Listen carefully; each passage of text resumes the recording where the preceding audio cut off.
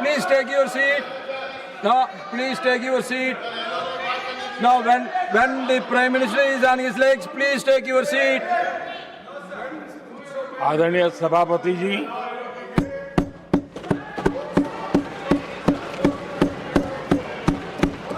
राष्ट्रपति जी के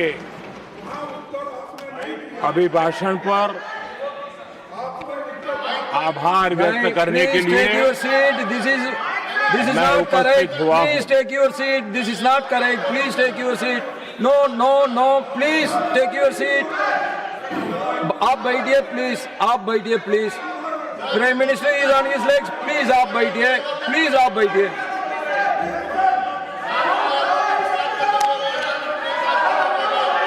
आदरणीय सभापति जी, इस धन्यवाद प्रस्ताव पर समर्थन के लिए इस सदन में अपनी भावनाओं को व्यक्त करना मैं अपना सौभाग्य मानता हूं। आदरणीय सभापति जी, विकसित भारत की यात्रा में बीते वर्ष देश के तेज प्रगति से विकास के वर्ष रहे हैं। Nothing will go on record except Prime Minister's जीवन के speech. हर क्षेत्र में, समाज के हर वर्ग को उनके जीवन में परिवर्तन का एक कालखंड रहा है। एक सही दिशा में तेज गति से देश आगे बढ़ रहा है। आदरणीय राष्ट्रपति जी ने बहुत ही बढ़िया तरीके से पूरी संवेदनशीलता के साथ उन्होंने This is not correct. इस You विषय please को sit your seat. हम please. सबके सामने प्रस्तुत किया है। आदरणीय सभापति जी, मेरी एक प्रार्थना है, आदरणीय खड़गे जी की उम्र देखते हुए वो बैठ करके भी नारे बोल सकते हैं तो अच्छा होगा, ताकि उनको कष्ट न हो। पीछे नौजवान बहुत लोग हैं, तो खड़गे जी को No. आप बैठते बैठते भी When you are speaking, they are listening. You are नारे listening. बोलने की अनुमति दे दीजिए।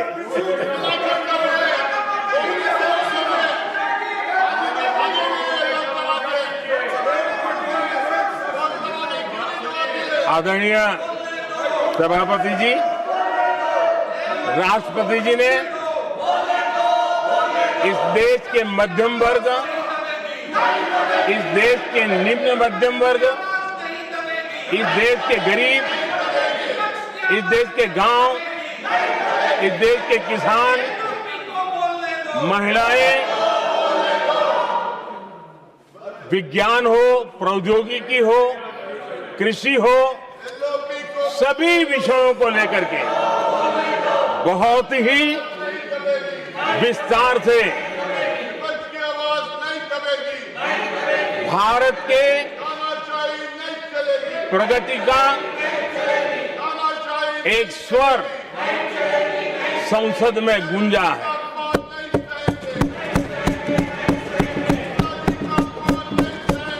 देश के नौजवान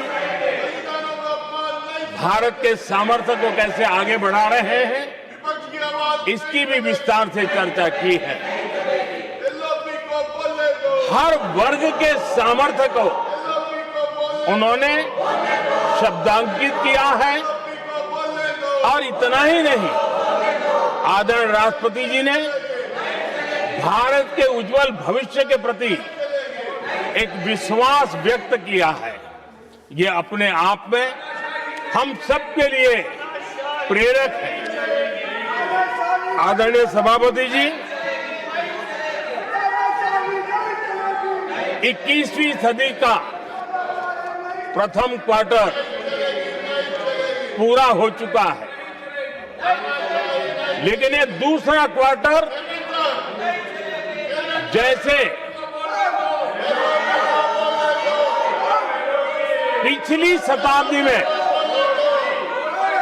भारत की आजादी के जंग में दूसरा क्वार्टर बहुत ही निर्णायक बना था। मैं साफ साफ देख रहा हूं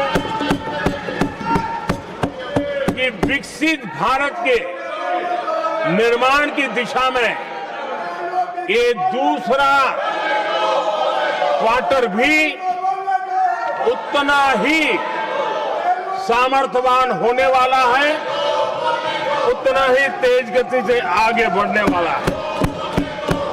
और इसलिए आदरणीय सभापति जी, राष्ट्र का हर व्यक्ति ये महसूस कर रहा है कि एक अहम पड़ाव पर हम पहुंच चुके हैं। अब न हमें रुकना है, न हमें पीछे मुड़ करके देखना है। I will not go against what you are doing. आगे ही आगे देखना Please है, बैठिए। I am not going to let गति you से चलना now. है। You please बैठिए। और लक्ष्य को प्राप्त करके ही हमें सांस लेनी है, उस दिशा में हम आगे बढ़ रहे हैं। Nothing should go on without except to the Prime Minister's speech.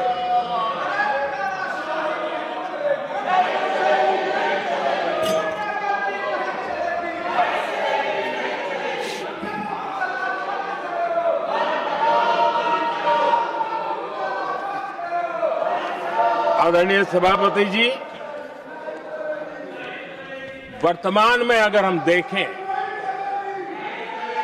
तो भारत के भाग्य के अनेक सुयोग एक साथ हमें नसीब हुए। ये अपने आप में बहुत ही उत्तम संयोग है, ऐसा मैं मानता हूं। सबसे बड़ी बात है, विश्व के समृद्ध से समृद्ध देश भी बुजुर्ग होते जा रहे हैं। वहां की आबादी उम्र के उस पड़ाव पर पहुंची है हम जिन्हें बुजुर्ग के रूप में जानते हैं। हमारा देश ऐसा है जो विकास की नई ऊंचाइयां छू रहा है। उसी समय दिनों दिन हमारा देश युवा होता जा रहा है, युवा आबादी वाला देश है। ये अपने आप में एक बहुत अच्छा सुयोग है। आदरणीय सभापति जी, दूसरी तरफ मैं देख रहा हूं जिस प्रकार से विश्व का भारत के प्रति आकर्षण बढ़ा है, और उसमें भी विश्व भारत की टैलेंट का महात्म्य समझ रहा है। हमारे पास आज दुनिया का बहुत ही महत्वपूर्ण टैलेंट पूल है, युवा टैलेंट पूल है, जिसके पास सपने भी हैं, संकल्प भी हैं, सामर्थ्य भी है। और इसलिए ये दूसरा सुयोग है। शक्ति का आशीर्वाद हमारे साथ है। आदरणीय सभापति जी, भारत आज विश्व में जो चुनौतियां पैदा हो रही है, उन चुनौतियों का समाधान देने वाला एक देश आशा की किरण बना हुआ है, और हम समाधान दे रहे हैं। वैसा ही एक महत्वपूर्ण सुयोग है कि आज मेजर इकोनॉमी में भारत का ग्रोथ बहुत हाई है, और हाई ग्रोथ और लो इन्फ्लेशन ये बहुत ही यूनिक संयोग है। और ये हमारी अर्थव्यवस्था की मजबूती को प्रदर्शित करता है। आदरणीय सभापति जी, हम जिस गति से आगे बढ़ रहे हैं, जब हमें देश की जनता ने सेवा करने का मौका दिया, तब फ्रेजाइल 5 के रूप में ये देश जाना जाता था। जब हमें अवसर मिला, तब देश आजाद हुआ, तब हम दुनिया में 6 नंबर की इकोनॉमी थे। लेकिन इन लोगों ने ऐसा एक हाल करके रखा कि 11 पे पहुंचा दिया। आज हम 3 पर जाने की दिशा में तेज गति से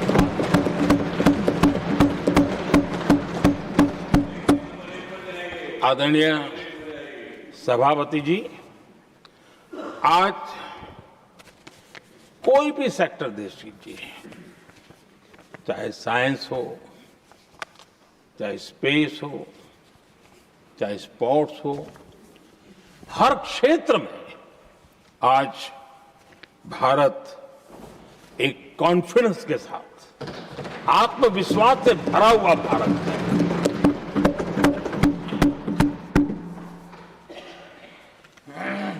कोविड के बाद विश्व में जो स्थितियां पैदा हुई और ऐसी नई नई चीजें जुड़ती गई, आज दुनिया संभल नहीं पा रही है। ऐसे में साफ साफ नजर आ रहा है कि दुनिया एक नए ग्लोबल ऑर्डर की तरफ, नए वर्ल्ड ऑर्डर की तरफ आगे बढ़ रहा है। सेकेंड वर्ल्ड वॉर के बाद एक वर्ल्ड ऑर्डर बना था, अब एक नए वर्ल्ड ऑर्डर की तरफ विश्व बहुत तेजी से आगे बढ़ रहा है। और सबसे बड़ी खुशी की बात है, सारी घटनाओं का अराजनीतिक तरीके से, निष्पक्ष भाव से विश्लेषण करेंगे तो झुकाव भारत की तरफ है।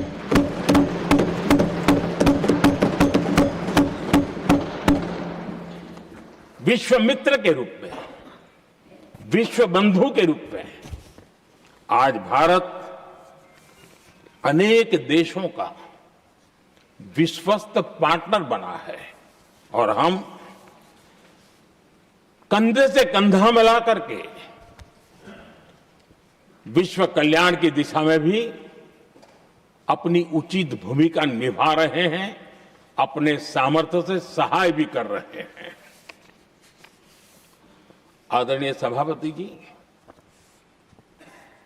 आज पूरा विश्व ग्लोबल साउथ की चर्चा करता है, लेकिन उस चर्चा के सूत्रधार के रूप में आज भारत वैश्विक मंचों पर ग्लोबल साउथ की बुलंद आवाज बन गया है।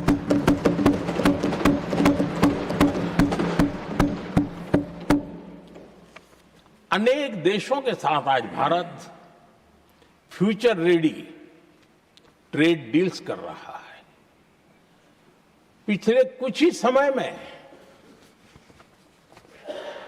दुनिया के महत्वपूर्ण 9 बड़े देशों के साथ 9 बड़े हमारे ट्रेड डील हुए हैं और उसमें मदर ऑफ ऑल डील एक साथ 27 देशों के साथ, यूरोपियन यूनियन के साथ।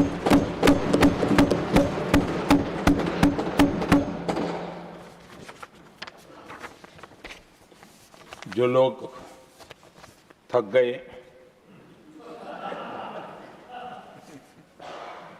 बेचारे चले गए, लेकिन कभी न कभी उनको जवाब देना पड़ेगा कि देश की ऐसी हालत कैसे बना के रखी थी कि दुनिया का कोई देश हमसे डील करने के लिए आगे नहीं आता था। आपने कोशिश की होगी, पीछे पीछे पीछे बहुत चक्कर लगाए होंगे, लेकिन किसी ने आपकी तरफ देखा भी नहीं होगा। क्या स्थिति ऐसे पैदा की? दुनिया के देश ऐसे ही भारत के साथ डील नहीं कर रहे हैं। आदरणीय सभापति जी, इसके पीछे सबसे बड़ी बात डेवलप कंट्रीज एक डेवलपिंग कंट्री के साथ डील करता है ना, वो अपने आप में भी अर्थ जगत के लिए एक बहुत बड़ा डील है। और मेरे लिए नई बात नहीं है। जब मुझे गुजरात में सेवा करने का अवसर मिला था तो मैं एक वाइब्रेंट गुजरात समिट करता था और मेरे लिए गर्व की बात थी कि एक स्टेट, हिंदुस्तान का एक स्टेट, मेरी इस वाइब्रेंट समिट के partner country, develop country Japan हुआ करता था। एक राज्य ने सामर्थ्य दिखाया था, आज मेरा देश है सामर्थ्य दिखा रहा है। ये तब होता है जब आपके पास आर्थिक सामर्थ्य हो, आपके पास आपके नागरिकों के अंदर, देशवासियों में एक ऊर्जा हो और खास करके मैन्युफैक्चरिंग के लिए एक मजबूत इकोसिस्टम हो, तब जाकर के विश्व आपके साथ डील करने के लिए आगे आता है। वोट बैंक की राजनीति में डूबे हुए लोगों ने कभी भी देश के ऐसे अनेक पहलुओं पर मजबूती देनी चाहिए, ये कभी उनकी प्राथमिकता नहीं रही और उसी का परिणाम है। और जहां तक कांग्रेस पार्टी का सवाल है, मैं साफ साफ कहना चाहता हूं और मेरे शब्दों पे भरोसा नहीं तो मैं देश को, लोगों कहूं कुछ मत करो, सिर्फ लाल किले से कांग्रेस के प्रधानमंत्रियों के जो भाषण है, सिर्फ उन भाषणों का एनालिसिस कर लो, आपको साफ साफ लगेगा कि न उनके पास कोई सोच थी, न उनके पास कोई विजन था और न ही कोई इच्छा शक्ति थी। और इसका परिणाम है कि देश को इतना भुगतना पड़ा। आदरणीय सभापति जी, मैं कोटि कोटि देशवासियों का आभारी हूं। उन्होंने सेवा करने का अवसर दिया। हमारी काफी शक्ति उनकी गलतियों को ठीक करने में जा रही है। दुनिया के मन में जो उनके समय की छवि है, उस छवि को धोने में मेरी ताकत लगती है। ऐसा बर्बाद करके रखा हुआ था और इस काम के लिए हमने फ्यूचर रेडी पॉलिसीज पर बल दिया है। और आज आपने देखा होगा